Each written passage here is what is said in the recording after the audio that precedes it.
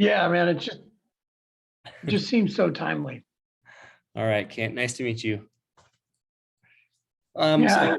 We connected on social, and to give you context, I come from the DeFi space, and I was understanding that a lot of funds were moving towards metaverse, NFT, Web3, blockchain-based business.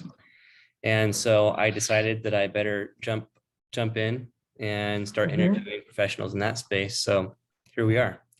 I love it. Well, I'm happy to share my insights, and I guess you already hit record, so I guess you can edit as you see fit. Does that sound good? Sure. So tell me a bit about what it is you do. So my background is actually not in crypto or blockchain. It's in digital marketing since roughly 1996. So I've been in a long time, but over the years, I have spent a lot of time trying to stay ahead of what the trends are. So I actually, even though I got into search engine optimization initially, that was my foray into digital from public relations. I was working in social media back in '98, trying to tell kids not to rip music off Napster and so forth. That was a waste of time. But hey, we got paid to do it anyway. So I was in search, then I was in social, then ads, digital ads, moved from banners to Google. And then I was, as social evolved, it was reputation management. It was helping clients build social strategies.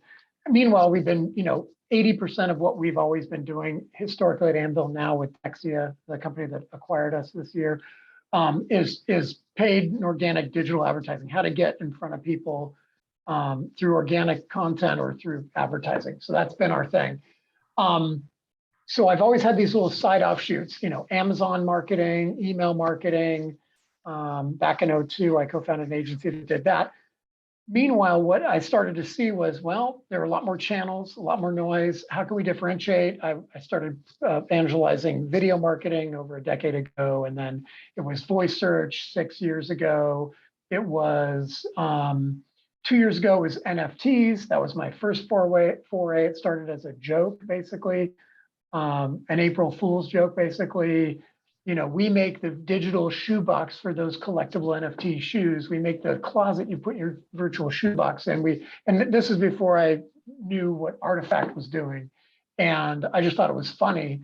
And then a very large social media network that rhymes with Schmashbook, they reached out for help with an NFT launch of one of their celebrity group hosts was going to make some shoes, and they want to create an NFT out of them, physical shoes. And they saw our press release and said, "You clearly know what you're doing," which was a joke. I did not. So I learned. And that has been a journey the last year and a half or so. And then last fall, I realized, well, the bigger picture is the metaverse. And I better jump on that, like I jumped on voice search, like I jumped on every other. I try to be a year to 3 years ahead. And I found metaverse feels more like not social media in general, but what? I guess kind of like search, just explaining this whole new world to people. And I was just speaking at Digital Summit yesterday about metaverse, and somebody leaned over to one of my friends and said, "This is one of the most negative presentations I've seen," because I'm very jaded about what brands are doing in the metaverse. And I know you play more in the crypto world and blockchain. Crypto will be the economic engine, followed by NFTs, and that's where brands will probably spend more of their time, and creators. So I'm looking at the big picture of like, what can brands really do in the metaverse? And so I've been writing and speaking about it for most of this year. Started last fall, and as I learn more, I'm more and more jaded about what Meta will do with our data that they get, our biometric data, et cetera. I invested reasonably heavily in crypto at the exact wrong time in October of last year. So I'm only down 80%. So I'm crushing it. So I'm jaded about the metaverse in general. I don't think it's ready for mainstream. And I'm jaded about crypto based on how the governments and organizations are trying to decentralize, right? Oh, we got this. We'll take care of this, which defeats the purpose. And just seeing how not resistant to the economic uncertainty and inflation crypto has been. So I'm not so much an expert on crypto, but I definitely have my own opinions and my own massive write-off as soon as I sell it. Gotcha. Yeah, the landscape is a little bit difficult to tackle. I know some folks that have some pretty large gains from last year and haven't paid their taxes yet for last year, and the value of their property has gone down so much that they're just trying to figure out what they're going to have to do to pay their taxes to the IRS.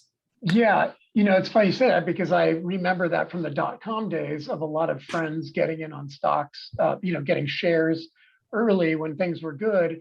Next thing you know, the economy tanked and they have a tax write-off for the rest of their life on the options that they had to pay taxes on that were worthless by the time they came around to being able to cash them out. And so that's crypto. You're right there.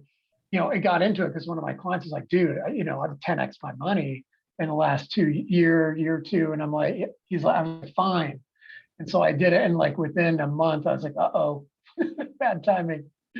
But, timing's everything, right? And I'm in it for the long game. I'm not, planning to get out. I think a lot of people can relate. I think it was 2017 in December November, December, when I was finally really jumping into crypto. And that's when I didn't really understand, everything. I just was doing what my friends were doing. And it took me a while where I was just on this journey, after I had lost money there, then I was mining Bitcoin, Ethereum, Monero, and Litecoin and those things. And then that became unprofitable because of electricity costs. And, it was like, all right, well, what next? And then took a year off, but DeFi was really interesting. And I thought, man, this is a really interesting boom. And then next thing I know, I'm getting airdrops from Uniswap and Ethereum name service. And I'm just like, oh my gosh, like there's, this niche that people are now getting into with airdrops. And then, there's all these different little niches. And anyways, but fast forward to now, and here we are in the middle of a bear market.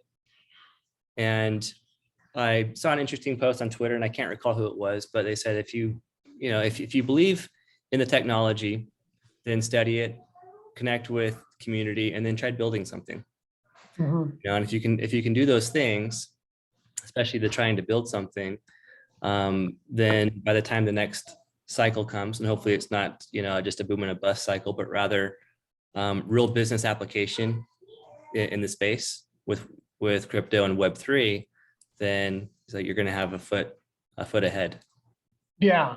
Well, what you're saying is consistent. You're looking again, blockchain and crypto, and I'm looking from the brand side, marketing side. What can brands do? And you nailed it without necessarily even realizing that there's a total intersection of what do brands create on the front end and experience, and what's on the back end economically making it worthwhile. And obviously there's utility, and that's what a lot of brands are missing, is they're not worrying about creating any utility. They're just doing PR stunts, right? Out on the metaverse and with goofy NFTs and so forth. So I think the bigger thing is that I'm learning. I started to get the picture with NFTs. We advised HP and built them kind of a sustainable themed NFT campaign. We helped try to help this artist launch his NFTs. And what I learned was really what you're building with NFTs and what you'll do more so in the metaverse is create community, right? Whether the NFT is your VIP pass into a community, or it's a proud flag, the freak flag that you wear, out on the digital universe, metaverse, or just in physical world.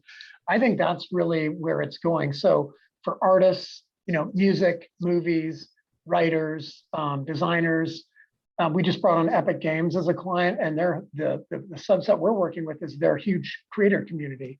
And honestly, I was like, well, you guys should get into NFTs. They're like, it was a disaster when their first rollout. They tried a year or two ago, and it was a disaster. I was like, okay, once bitten, twice shy, get it, but it will happen. Just because the first one didn't go well, there's a lot of backlash from creators, and you got to do it just right. So I think it's, like you said, there's creation, but I think there has to be utility unless it's purely entertainment, right? Of creativity, right? Music, movies, pastime. Bored ape stuff, goofiness. But I think the community part is really, I think brands need to figure out how are we going to create community, or back to what you're saying is like actual product. Are they going to create things I want to buy and own? And is the metaverse an enabler? So for instance, the cannabis community has a huge opportunity in the metaverse because they're so regulated everywhere else they can't advertise virtually. We have a dispensary, an Oregon-based dispensary as a client, and it's really challenging to do marketing for them beyond SEO. And so I met another, full service stem to stern cannabis brand, and they want to do something in the metaverse around events and community. That's exactly what should happen. It should be for brands that either their audience is already there, or it's one of the few places they can go build an audience. And I think the cannabis consumers of cannabis would certainly be happy to get on the metaverse if that's where they can hang out. It's not just about young kids or old or whatever. So I don't know, that's just one thought. That's interesting. Yeah, I mean, in terms of cannabis and events, they probably could, pay Snoop Dogg to host something in his mansion. Yes, His the mansion, Snoopverse, right? absolutely. That, yeah, that's a fine idea. I haven't brought that up to them yet. We just met yesterday at a conference, a digital summit, and I was like, we need to talk because, he's like, can you build us some? I'm like, yeah, I guess. We're more the strategy side. I know some folks that can build. I've been in digital marketing for so long, but I don't actually even build websites. I've always had people do it. I don't know HTML. I don't know Unity. I'm not the builder. I'm the idea guy. I'll help you. If you're going to do it, here's how not to screw it up. So for instance, HP printers came to me back in 2007 and said, we want to do something in Second Life. We heard it's popping and we want to, maybe we'll do a virtual fly through the printer process, doing something you can only do virtually. And I spent a half hour in Second Life, floating around and read about it. I was like, this is dumb. But hey, if you're going to spend this stupid money, use it or lose it, then I'm going to help you spend it as smart as you possibly can. They were very happy with the product.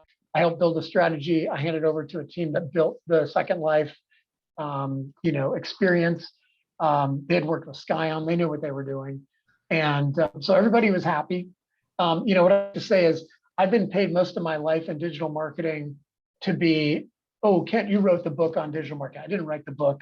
I didn't even write a chapter, but with most of what I do with SEO and all that, I'm chapters ahead. I'm a book ahead that maybe other people wrote. But with Second Life, at that moment, I was a couple words ahead in sentence. I was so barely ahead of the client, but they just had no interest in learning it.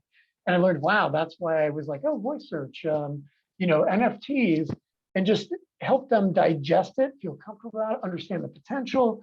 And then if you're still not scared away, then I'll help you make sure it gets done. That's kind of my philosophy on all this stuff. So you're in a unique position as the CMO of Deskia. Dexia. It's hard to say. It's Greek, yeah. And I can tell you what it means in a second. I keep forgetting, but yeah, and just kind of going back to the events piece. I know that like Snoop Dogg and Eminem, they recently did a new rap video, and they've got their bored apes, and yep. Their faces like morph back and forth into the bored apes when they're, as they're singing, and I don't know if you've seen the music video yet, but Eminem's just there in the recording studio, and then Snoop Dogg's like behind the other glass, and he's puffing, and it's like, it's getting Eminem high while he's like he's like, yo, man, I'm like trying to record this video over, this new track. And he's like, don't trip. And like these events that they're starting to host in metaverses, I could imagine in the cannabis industry, if you have like some big clients in the cannabis industry, just having some of those types of collaborations, because like Mike Tyson's got his brand, of whatever smokables that he's got, and actually a friend of mine, he's got several plots not too far from Snoop Dogg's plots, and I'm like, hey, really? Would you be open to a collaboration where I can advertise on your plots? And he's like, yeah. It's like, what ideas do you have? And then, off camera, we were just talking about some ideas for an NFT project. And I'm like, because it's so close to what Snoop Dogg has. Yeah. We may need to take this offline depending on where we go with it. Because that's what I advise in my presentation is you can You can buy your way in through influencers, digital ads, billboard, that sort of thing. Do a little pop-up rent space instead of buying it, or you can build instead of buying your way in. And I mean talking about like Legos, building your own metaverse. It makes sense for them because they have, with children involved, you have to be really diligent about protecting their privacy and security.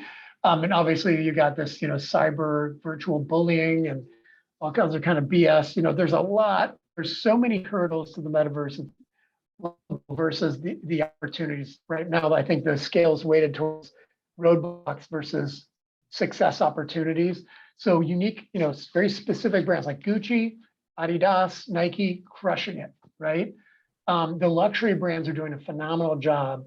But Domino's, Wendy's, Jimmy John's, they're just doing goofy stuff, like making my life worse than if I didn't know they existed at all. I don't need to order a pizza from Domino's virtually in the metaverse. I can just pick up a phone or just clicks on a button on an app.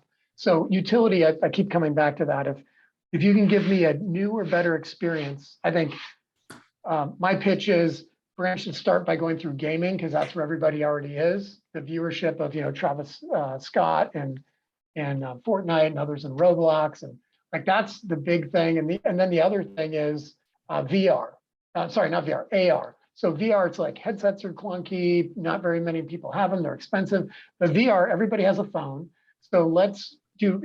I guess what I'd say is that allows you to open doors to extended reality. So I'm here. I'm in there. I'm bringing the metaverse into my office. I'm bringing my office into the metaverse. It's like I think that the more seamless that gets, the more cool it could be. Truly cool and actually solving problems. And you and I could be virtually sitting. I could hold up my phone and I look over and you're sitting actually right over there. And it just may change the experience. This whole COVID thing has changed the way I look at remote work. I didn't think it was possible. Honestly, I didn't think my team could work remote and be effective, and they can. But here we are in the office, and I think we're more effective in the office. But I think the new world will be a hybrid world, and it'll be really interesting to see where that goes. So what kind of exploration are you doing with some of your clients in the realm of NFTs and metaverse? I mean, it sounds like a lot of the big box brands, they want to be there. And so they're already making a name for themselves in some of these metaverses, launching their own NFTs. Yeah. I've even seen some apparel, like wearable NFT apparel. So I mean, I know some of the bigger brands are doing that. The Nike, Adidas sort of thing, and Nike buying Artifact to create more footwear is definitely where it's going. One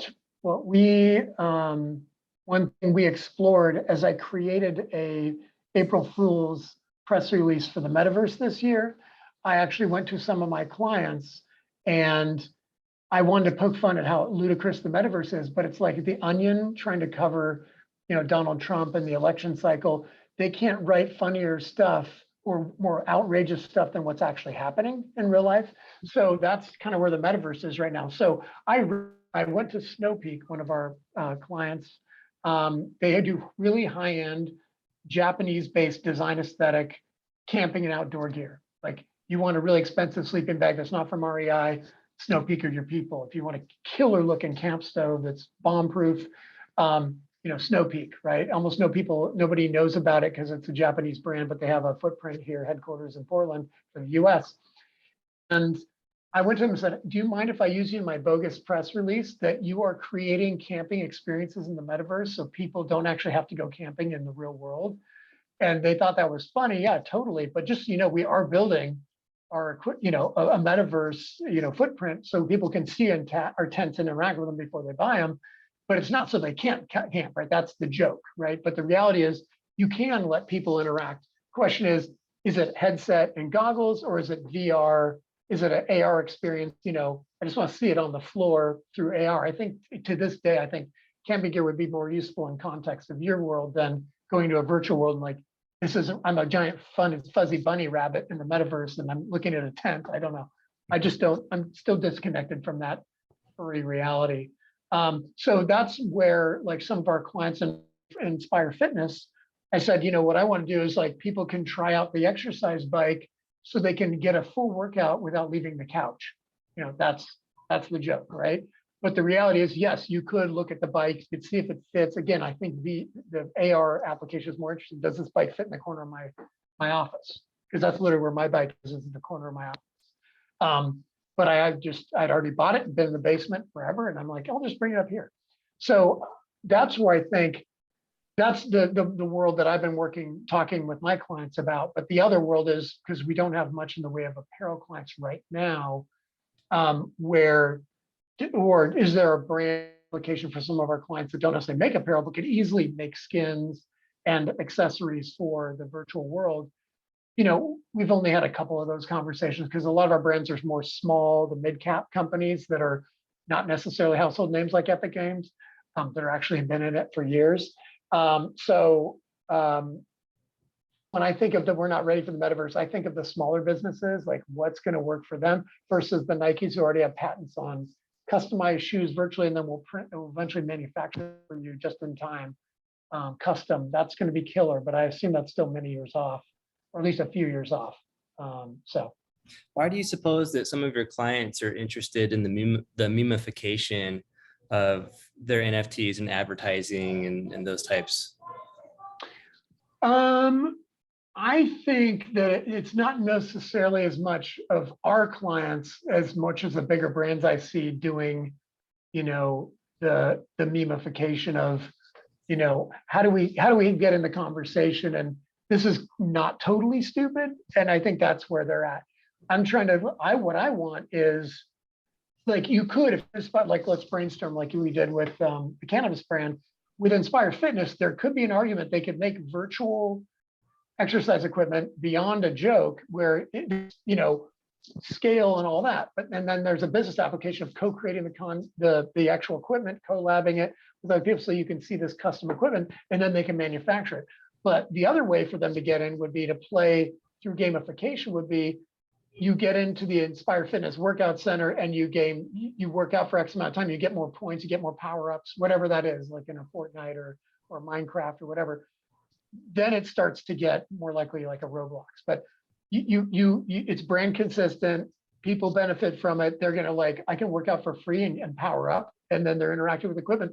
Worst case scenario, they now know the brand and they're more likely to buy an Inspire Fitness dumbbell stack that they interacted with online than if they didn't, you know?